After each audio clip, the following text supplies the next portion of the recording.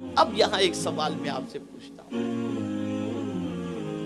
سب چیزوں کے لیے نیت ہے، روزے کے لیے نیت، حج کے لیے نیت، زکوٰۃ کے لیے نیت، نماز کے لیے نیت، نکاح کے لیے کیا نیت ہے؟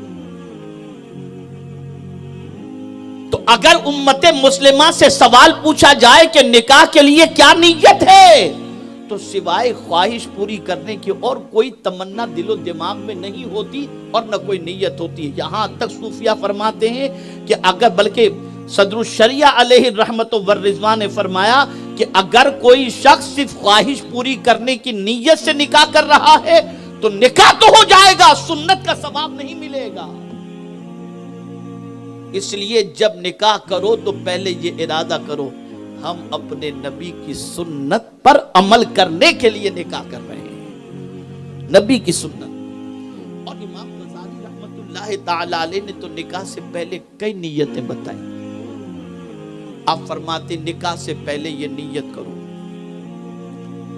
کہ ہم اس لیے نکاح کر رہے ہیں کہ اللہ تعالی نکاح کے ذریعے جو اولاد عطا فرمائے اس اولاد کو اللہ ہماری نجات کا ذریعہ بنا دے۔ ہم نکاح اس لیے کر رہے ہیں کہ بیوی کے منہ کے اندر حلال کا لقمہ رکھیں تاکہ اللہ اس پر ہمیں صدقے کا ثواب عطا فرمائے۔ ہم نکاح اس لیے کر رہے ہیں، بلکہ ایک مقام پر حضور نے فرمایا اللہ اکبر، یہ ہر دولہا دلہن اور ہر شادی شدہ ذہن کے اندر رکھے۔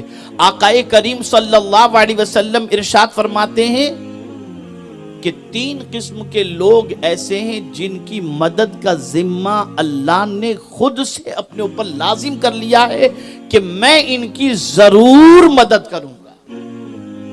خود سے اللہ پر کوئی لازم نہیں کر سکتا، اللہ نے خود سے اپنے اوپر لازم کر لیا ہے کہ میں ان کی مدد کروں گا۔ ان میں سے ایک کون ہے؟ تو آقا کریم صلی اللہ علیہ وسلم فرماتے ہیں الناکح الذی یرید بہ العفاف، نکاح کرنے والا اس نیت سے نکاح کرے کہ میں اپنے دامن کو گناہوں سے پاک رکھوں گا۔ اللہ کے رسول فرماتے اس کی مدد کا ذمہ اللہ نے خود سے اپنے اوپر لے لیا ہے کہ میں اس کی مدد کروں گا۔ ہے کوئی ایسی نیت کرنے والا؟ الا ماشاءاللہ۔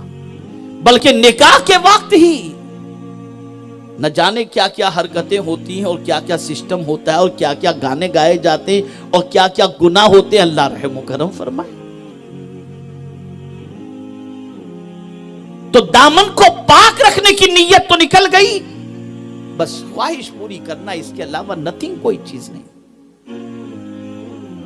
تو نکاح سے پہلے یہ نیت، بلکہ یہ بھی نیت ہونی چاہیے کہ کثرت امم پر حضور فخر فرمائیں گے تو نکاح کے ذریعے اللہ مجھے اولاد عطا کرے گا، تو میری اولاد کی وجہ سے قیامت میں حضور کثرت امت پر فخر کریں گے۔ یہ نیت ہونی چاہیے۔